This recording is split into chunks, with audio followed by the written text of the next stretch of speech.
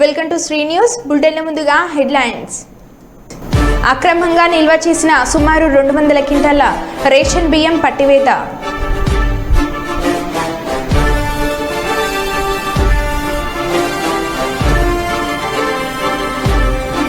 ఘనంగా ఆర్టీసీ ఆవిర్భావ దినోత్సవాన్ని జరుపుకున్న ఆర్టీసీ సిబ్బంది మరియు కార్మికులు.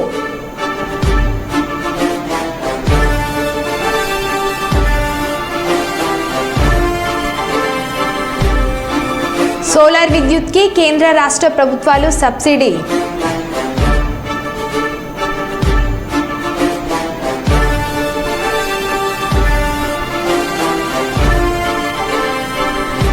నూతన పాఠశాల భవనాన్ని ప్రారంభించిన ఎమ్మెల్యే విజయ రమణరావు.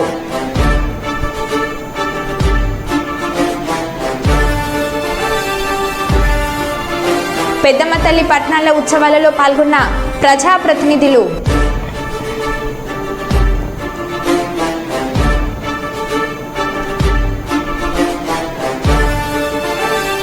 తిరుమలలో ఫ్రాంక్ వీడియోలు, శ్రీవారి భక్తులతో ఆకతాయిల పరాచకాలు.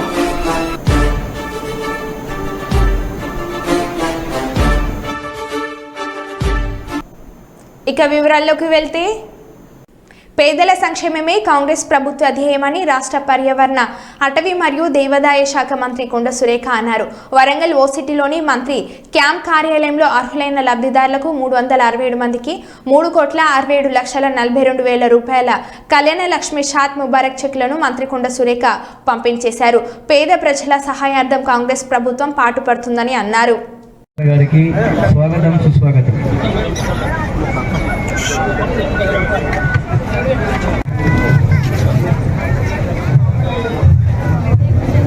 ప్రభాకర్ ఇంకెళ్ళి తీసుకోవద్దు అశోక్.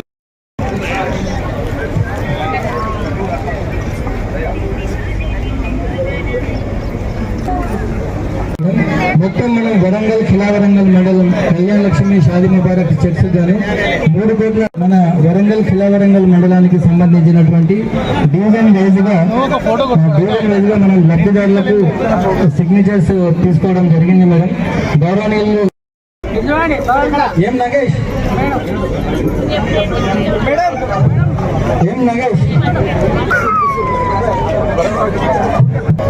అదేవిధంగా కే శివమణి ఉన్నారా? కే శివమణి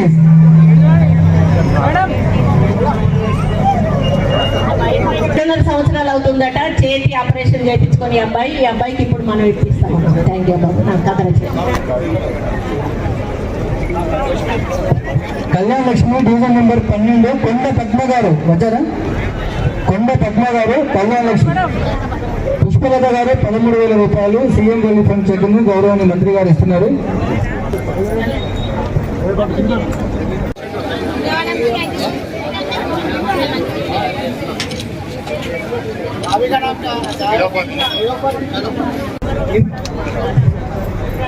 డివిజన్ నెంబర్ 12కు సంబంధించిన 13వ డివిజన్ గంగిడి మంజుల గారు. గంగిడి మంజుల 13వ డివిజన్.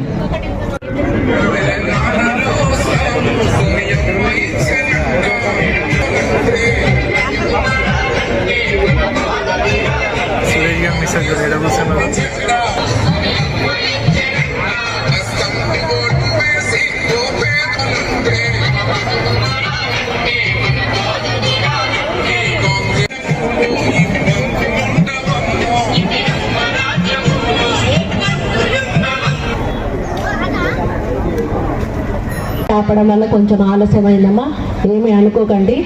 మరి ఈరోజు పెద్ద ఎత్తున, ఎందుకంటే గత ప్రభుత్వంలో కళ్యాణ లక్ష్మి కార్యక్రమం ప్రారంభించినప్పటికీ లాస్ట్ వాళ్ళు ఎలక్షన్స్ ముందు చాలా కాలంగా ఆ చెక్స్ ఇష్యూ చేయడం ఆపేశారు. ఆ తర్వాత మరి మా గవర్నమెంట్ వచ్చినాక నేను గెలిచిన తర్వాత ఇక్కడ ఎంఆర్ఓలను ఆర్డీఓలను కలెక్టర్ గారికి నేను చెప్పడం జరిగింది. చాలా కాలంగా ఆ చెక్స్ పెండింగ్ ఉన్నాయి, ఇవి కూడా ఆపొద్దు, ఎందుకంటే వాళ్ళు పెళ్లిళ్ళు చేసి అప్పుల బాధలో ఉంటారు. ప్రభుత్వం నుంచి వచ్చే కొద్ది అమౌంట్ కూడా వాళ్ళకి సమయంలో ఇవ్వకపోతే ఇచ్చిన లాభం లేదు అని చెప్పిన వెంటనే మరి రెవెన్యూ అధికారులు స్పీడప్ చేసి మరి గతంలో కూడా మేము పంపిణీ చేశాము. అప్పుడు 3,429 మంది లబ్ధిదారులకు షాదీ ముబారక్, 10,565 మంది కళ్యాణ లక్ష్మి వాళ్ళందరికీ కూడా చేశాము. ఈ రోజు కూడా ఇప్పుడే మన ఎంఆర్ఓ గారు చెప్పినట్టుగా 367 మందికి కళ్యాణ లక్ష్మి మరియు షాదీ ముబారక్ చెక్కులు ఇవ్వడమే కాకుండా సీఎం రిలీఫ్ ఫండ్, అప్పుడు ఆరోగ్యం బాగాలేక హాస్పిటల్లో ట్రీట్మెంట్ తీసుకొని సీఎం రిలీఫ్ ఫండ్ పెట్టుకున్న వాళ్ళవి గుట్టలు గుట్టలుగా పేరుకుపోయినాయి పోయిన ప్రభుత్వంలో. పాపం వాళ్ళు ఇచ్చేశారు, వదిలేశారు, వాళ్ళకి సీఎం రిలీఫ్ ఫండ్ ఇవ్వలేదు. మళ్ళీ గవర్నమెంట్ వచ్చినాక రేవంత్ రెడ్డి గారు ఎవరైతే సీఎం రిలీఫ్ ఫండ్ పెట్టుకున్నారో వాళ్ళందరికీ కూడా శాంక్షన్ ఇచ్చుకుంటూ పోండి అని చెప్తే ఈరోజు దాదాపు ఎన్ని అబ్బామని సీఎం రిలీఫ్ ఫండ్ 35 ఏమో 40 చెక్కులు ఈరోజు అవి కూడా శాంక్షన్ చేసామంటే వాళ్ళు ఎక్కడున్నారో కూడా తెలియట్లేదు. ఇప్పుడు మాకు అడ్రస్ కూడా కొంతమంది తెలియట్లేదు. ఇప్పటి వరకు 6 ఏమో వచ్చారట, మిగతా వాళ్ళని కూడా దొరకబట్టి వాళ్ళు ఇల్లు మారొచ్చు, ఎక్కడికన్నా ఊరు మారొచ్చు, ఇప్పుడు శాంక్షన్ అయినాయి వాళ్ళకి. అవి కూడా వాళ్ళ కుటుంబానికి అందజేసే కార్యక్రమం ఎంఆర్ఓ గారు తీసుకుంటారు. కాబట్టి ఇక్కడ వచ్చిన మీ అందరికీ కూడా శుభాకాంక్షలు తెలియజేస్తా ఉన్నాను. హన్మకొండ జిల్లా నడిగూడ మండలం చెర్లపల్లి గ్రామంలో టాస్క్ ఫోర్స్ అధికారుల దాడులు, అక్రమంగా నిల్వ చేసిన సుమారు 200 క్వింటాన్ల రేషన్ బియ్యం పట్టివేత.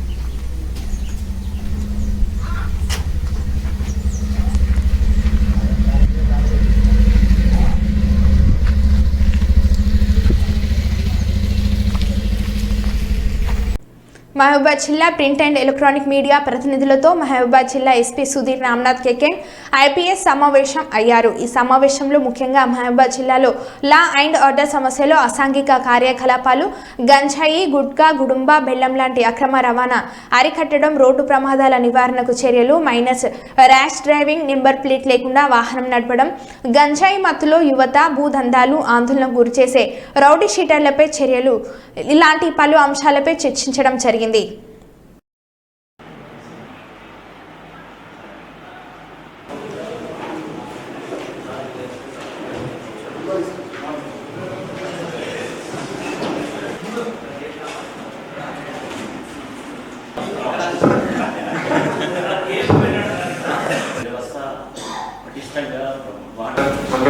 కేసు పెట్టడం that is not our target.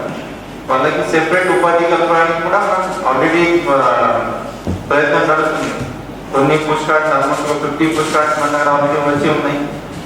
Sewing machine కూడా ఆల్మోస్ట్ 50 అది కూడా వస్తున్నాయి. బట్ అది దానికోసం స్కిల్స్ ఇవ్వాలి. స్కిల్స్ కోసం కూడా అది మన డిఎస్పీ గారు అక్కడ హైదరాబాద్లో పనిచేశారు కాబట్టి సార్ కొన్ని కాంటాక్ట్స్ ఉన్నాయి అక్కడ హైదరాబాద్.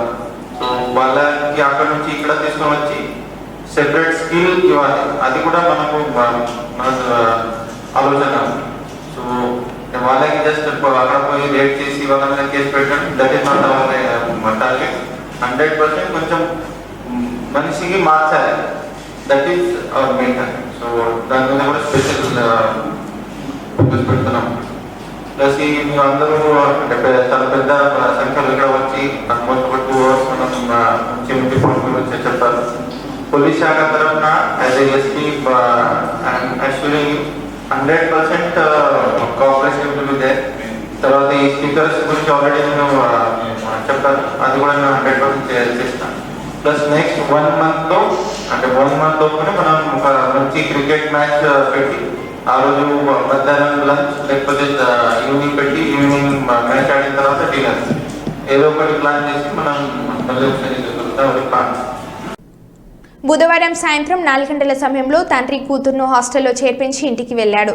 వెళ్లిన కొద్దిసేపటికి 4:30 ప్రాంతంలో పవిత్ర హాస్టల్ మొదటి అంతస్తు నుంచి పైనుండి క్రిందికి దూకింది. తీవ్ర గాయాలైన పవిత్రను వెంటనే హాస్టల్ సిబ్బంది ఖమ్మంలోని ఒక ప్రైవేట్ హాస్పిటల్కు తరలించి చికిత్సను జరిపిస్తున్నారు. పోలీసులు కేసు నమోదు చేసుకుని విచారణ చేపట్టారు. పవిత్ర ప్రమాదవశాత్తు కింద పడిందా, హాస్టల్కు రావడం ఇష్టం లేక దూకిందా, ఎవరైనా నెట్టివేశారా అనేది పోలీసుల విచారణలో తెలవాల్సి ఉంది. ఈ సంఘటన ఆలస్యం వెలుగు చూసింది.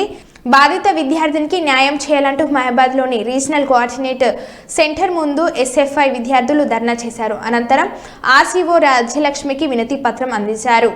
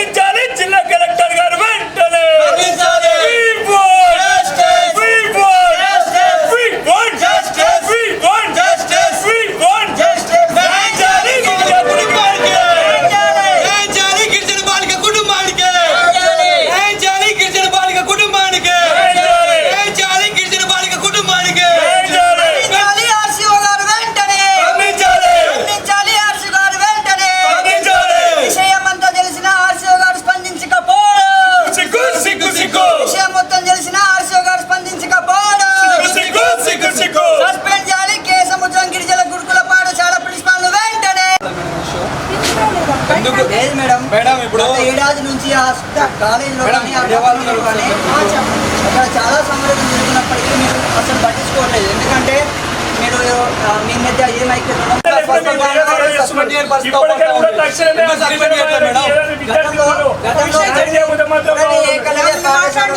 ఇదే సంఘటన జరిగింది. కొన్ని పాఠశాలలో కూడా విద్యార్థులు గవర్నమెంట్ హాస్పిటల్ ఉన్నారు మేడం. కరోనా కాదు మేడం, ఫుడ్ పాయిజన్ వల్ల వచ్చారు మీరు. సీరోలా? అవును మేడం, అక్కడ సస్పెండ్ చేయలేదు మీరు, ఆవిడ కొనసాగిస్తారు ఇప్పుడు. సీరోలా ఇప్పుడు నేనేముంది నాన్న, కలెక్టర్ గారు ఉన్నారు కదా మేడం, ఇప్పుడు మేము ఆవిడ రిపోర్ట్స్ ప్రకారం ఇదంతా విషయం మీరు చెప్పండి. 4:30కి వాళ్ళ పేరెంట్ ఆ పిల్లని 3వ తారీఖున ఇంటికి వెళ్ళింది. 3వ తారీఖున ఇంటికి వెళ్ళినప్పుడు పేరెంట్ 4 క్లాస్ నుంచి బయటకు వచ్చే టైంలో జరిగింది. అది అటు ఇటు కాని టైం, క్లాస్ నుంచి టీచర్లందరూ బయటకు వచ్చేసరి వీళ్ళు కూడా పిల్లలు గ్రౌండ్కి వస్తున్న టైంలో జరిగింది. ఇమీడియట్గా కింద ఉన్న పీటీ టీచర్లందరూ చూశారు. ఇమీడియట్గా రెస్పాండ్ అయ్యి ఇక్కడ మహబాద్ హాస్పిటల్కి తీసుకొచ్చారు. కాబట్టి మీరు అవుట్ పేషెంట్గా ట్రీట్మెంట్ తీసుకొచ్చాక ఆ పేరెంట్ పక్కనే ఉన్నాడు కాబట్టి ఇమీడియట్గా పేరెంట్కి కాల్ చేసింది అమ్మాయి. పేరెంట్ని కూడా తీసుకొని వచ్చారు. ఇక్కడ ఉన్నప్పుడే పేరెంట్స్ వచ్చేసారు. ఆ తర్వాత పేరెంట్సే మాకు ఇక్కడ భద్రాద్రి కొత్తగూడెం జిల్లా టేకులపల్లి మండలం మద్రాస్ తండ శివార్లో తరలించేందుకు సిద్ధంగా ఉన్న 75 బస్తాల రేషన్ బియ్యం గ్రామస్తులు పట్టుకున్నారు. ఈ బియ్యాన్ని స్థానిక నాయకుడు మరియు అతనే రేషన్ డీలర్గా ఉంటూ ఈ బియ్యాన్ని తరలిస్తున్నట్లు గ్రామస్తులు అనుమానాలు వ్యక్తం చేస్తున్నారు. అక్రమంగా తరలిస్తున్న బియ్యంపై అధికారులు దృష్టి సారించాలని గ్రామస్తులు కోరుతున్నారు.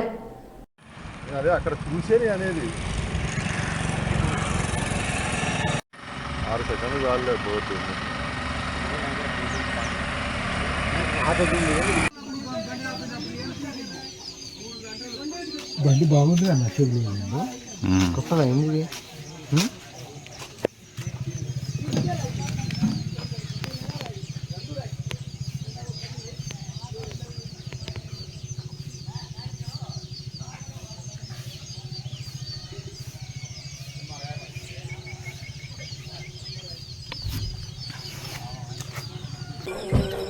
నా పేరు దస్రు, జర్పుల, మద్రాస్ తండా నుంచి.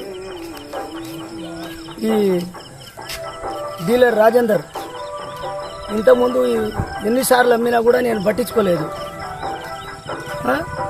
ఈయన 50 క్వింటాలు 60 క్వింటాలు అట్లా ఒకరోజు పెట్టడం, 4 రోజులు అమ్ముకోవటం, ఒకరోజే పెట్టడం, ప్లేయర్లు ఇంపుకొని పోవటం.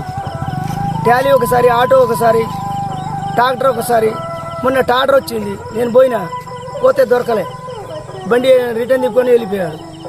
వాడు ఇంట్లో ఉన్నాడు, ఇంట్లో ఉన్నా కూడా నేను పట్టించుకోలేదు, వెళ్ళి వచ్చిన.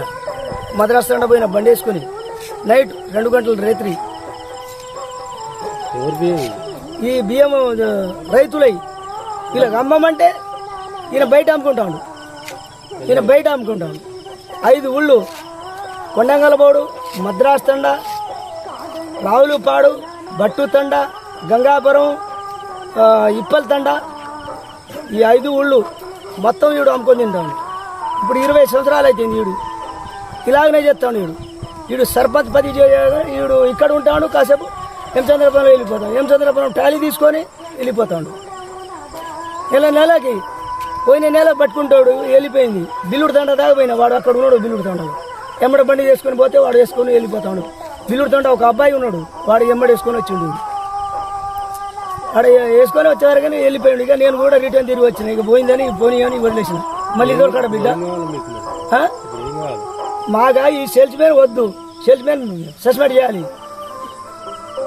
ఈయన మాత్రం గట్టిగా చర్య తీసుకోవాలి. ఈయన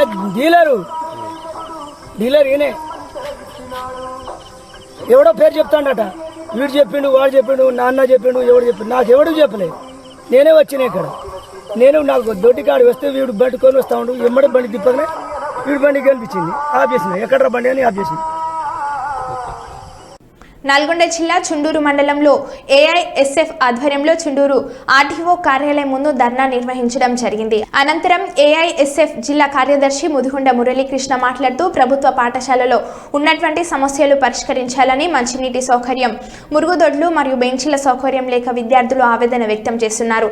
పాఠశాలలకు ప్రహరీ గోడలు లేకపోవడం వల్ల పాములు తేలు వస్తున్నాయని అన్నారు. ధర్నా నిర్వహించడం జరుగుతుంది. కారణం ఏంటంటే ప్రభుత్వ పాఠశాలలు ఎక్కడ వేసిన గొంగడి అట్లనే సమస్యలకు నిలయాలుగా మారిపోయినాయి. ఈరోజు ప్రభుత్వ పాఠశాలలో మరుగుదొడ్లు కానీ, మంచినీళ్ళు కానీ విద్యార్థులకు లేక చాలా నానా అవస్థలు పడుతూ ఉన్నారు. కూర్చోవడానికి కనీసం బెంచీల సౌకర్యం లేక విద్యార్థులు అవస్థలు పడుతూ ఉన్నారు. మేము రాష్ట్ర వ్యాప్తంగా ఈరోజు ప్రభుత్వ పాఠశాలని పరిశీలన చేస్తున్న సందర్భంలో ఏ ఒక్క పాఠశాలలో మౌలిక సదుపాయాలు లేవు. విద్యార్థులకు బెంచీలు లేక, మరుగుదొడ్లు లేక, మంచినీళ్ళు లేక, కూర్చోవడానికి బెంచి, అట్లాగే ఫర్నిచర్ లేక, లేకపోతే సరిపడా ఉపాధ్యాయులు లేక నానా అవస్థలు పడతా ఉన్నారు. ఈరోజు ఒక అనాథ ఆశ్రమాలుగా ఈరోజు మరి ప్రభుత్వ పాఠశాలలు అనేవి మిగిలిపోయినాయి. ఈరోజు ప్రభుత్వం మారింది. గతంలో 10 సంవత్సరాలు కేసీఆర్ పరిపాలన చేసిన సందర్భంలో కూడా ప్రభుత్వ పాఠశాలలు కనుమరుగైపోయినాయి, సమస్యలుగా నిలయాలుగా మారిపోయినాయి. కానీ ఈరోజు తెలంగాణ వచ్చిన తర్వాత మూడోసారి మరి ముఖ్యమంత్రిగా అయినటువంటి రేవంత్ రెడ్డి గారు కూడా ఈ యొక్క సమస్యల మీద దృష్టి పెట్టాలి. సమస్యల మీద దృష్టి పెట్టకుండా ఈరోజు కాలయాపన చేస్తే ఏఎస్ఎఫ్ అనే సంఘం చూస్తూ ఊరుకోదు. ఈరోజు ముఖ్యంగా నాంపల్లి మండలం కానీ, చండూరు కానీ, లేకపోతే మర్రిగూడెం కానీ, లేకపోతే మునుగోడు కానీ, ఈ నియోజకవర్గ కేంద్రంలో ఉన్నటువంటి మండల కేంద్రాల్లో ఏవైతే ప్రభుత్వ పాఠశాలలు ఉన్నాయో, లేకపోతే గ్రామాలలో, తండాలలో స్కూళ్ళు ఉన్నాయో, ఎక్కడ సమస్యలు అక్కడే ఉన్నాయి. వీటిని వెంటనే పరిష్కారం చేయాలి. ఈరోజు ముఖ్యంగా జిల్లా విద్యాశాఖ అధికారి కానీ, రాష్ట్ర విద్యాశాఖ అధికారులు కానీ ప్రభుత్వ పాఠశాలని సందర్శించడం లేదు. సందర్శించకుండా సమస్యలు ఎలా తెలుస్తాయి? వాళ్ళు ఏసీ గదులలో ఏసీలు వేసుకొని, లేకపోతే ఎక్కడన్నా లోపల వండుకుంటే సమస్యలు అర్థం కావు. అధికారులు అనే వాళ్ళు మరి ప్రభుత్వ పాఠశాలను పరిశీలన చేయాలి, ఎప్పటికప్పుడు ప్రభుత్వానికి నివేదిక ఇవ్వాలి, అప్డేట్ ఇవ్వాలి. ఈ మాత్రం పట్టించుకోకుండా ఈరోజు చాలా వరకు మరి డిఓ పోస్టులు ఖాళీగా ఉన్నాయి రాష్ట్రంలో. మన జిల్లాలో, నల్గొండ జిల్లాలో ఈ ఎంఈఓ పోస్టులు ఖాళీగా ఉండడం వల్ల, ఇన్ఛార్జ్ ఎంఈఓలు నియమించడం వల్ల ఏ ఎంఈఓ కూడా ప్రభుత్వ పాఠశాల సమస్యలు పరిష్కారం చేసే విధంగా లేరు. వాళ్ళు తిరగడం లేదు. దానికి తగ్గట్టు మరి ఇన్ఫ్రాస్ట్రక్చర్ అనేది లేదు, అధికారులు లేరు. కాబట్టి వెంటనే ఖాళీగా ఉన్నటువంటి ఉపాధ్యాయ పోస్టులు ఏవైతున్నాయో ఆ ఉపాధ్యాయ పోస్టులు భర్తీ చేయాలి. సిఆర్పి పోస్టులను వెంటనే భర్తీ చేయాలి. అట్లాగే ఇన్ఛార్జి పోస్టులు ఏవైతే హెడ్ మాస్టర్ పోస్టులు ఉన్నాయో ఆ హెడ్ మాస్టర్ పోస్టులను భర్తీ చేయాలి, వెంటనే పరిష్కారం చేయాలి. మరి అట్లాగే చండూరు మండల కేంద్రంలో జిల్లా పరిషత్ ఉన్నత పాఠశాలకు ప్రహరీ గోడ లేక అక్కడ పందులు, కుక్కలు, జంతువులు వచ్చి అక్కడ శైర్య విహారం చేస్తూ విద్యార్థులకు ఇబ్బందులు కలిగిస్తూ ఉన్నాయి. అట్లాగే పాఠశాల లోపల మోరీ ఉండడం వల్ల, ఆ యొక్క డ్రైనేజ్ ఉండడం వల్ల విద్యార్థులకు దుర్వాసన వచ్చి విద్యార్థులు చదువుకోవడానికి ఇబ్బందికరంగా ఉంది. అట్లాగే పాఠశాల లోపల మరి గడ్డి, చెత్త చెదారం ఉండడం వల్ల పాములు, తేళ్లు వచ్చి ఈరోజు విద్యార్థులు నానావస్థలు పడుతుంటే అధికారులు కానీ, ఇక్కడ ఉన్నటువంటి ప్రజాప్రతినిధులు కానీ పట్టించుకునే నాదులు లేడా? స్థానిక ఎమ్మెల్యే వెంటనే దీని మీద దృష్టి పెట్టాలి. ఆ విద్యార్థులకు ఏవైతే వాష్రూమ్స్ లేవు, బాత్రూమ్స్, మరుగుదొడ్లు లేవు, వాళ్ళు నానావస్థలు పడుతున్నారు. దాదాపు 300-400 మంది విద్యార్థులు ఈ పాఠశాలలో చదివితే స్థానిక ఎమ్మెల్యే పట్టించుకోవాలి, అట్లాగే స్థానిక అధికారులు పట్టించుకోవాలి. ఈ యొక్క సమస్యను వెంటనే పరిష్కారం చేయాలి. ప్రహరీ గోడ నిర్మించాలి, బాత్రూమ్స్ నిర్మించాలని మేము డిమాండ్ చేస్తాము. లేకపోతే పెద్ద ఎత్తున మరి భవిష్యత్తులో ఆందోళన చేస్తామని హెచ్చరిస్తా ఉన్నాం. రోజు రోజుకు పెరుగుతున్న పోలీసుల దాడులు. సిద్దిపేటలో రవికుమార్ అనే న్యాయవాదిపై దాడికి పాల్పడిన ఏఎస్ఐ ఉమారెడ్డిని సస్పెండ్ చేయాలని డిమాండ్ చేస్తూ తెలంగాణ న్యాయవాదులు ఒకరోజు కోర్టుకు దూరంగా ఉండాలని నిర్ణయించారు. రాకేష్ అనే వ్యక్తిపై హైకోర్టు యాంటిసిపేటరీ బెయిల్ మంజూరు చేయగా బెయిల్ పేపర్లు తీసుకోకుండా బలవంతంగా రాకేష్ను మెడికల్ చెకప్ కోసం సిద్దిపేట ప్రభుత్వ ఆసుపత్రికి తీసుకెళ్లిన ఏఎస్ఐ ఉమారెడ్డి ఇదేమిటని ప్రశ్నించిన రవికుమార్ అనే న్యాయవాదిపై దాడికి పాల్పడిన ఏఎస్ఐ ఉమారెడ్డి ఎందుకు కొడుతున్నావు మనుషులు? మన ఎందుకు కొట్టినావు? ఇప్పుడు అడ్వకేట్ని కొడతావా? ఎందుకు సార్ మీ డ్యూటీ చేయండి సార్. నువ్వు డ్యూటీ చేయండి.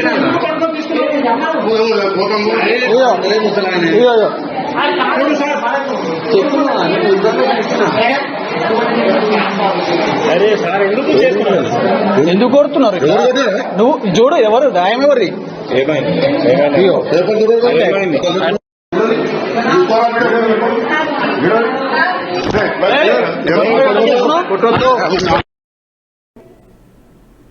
సచివాలయంలోని మంత్రి పొన్నం ప్రభాకర్ కార్యాలయంలో సుపద క్రియేషన్ రూపొందించిన బోనాల జాతర పాట 2024 ఆవిష్కరణ కార్యక్రమం.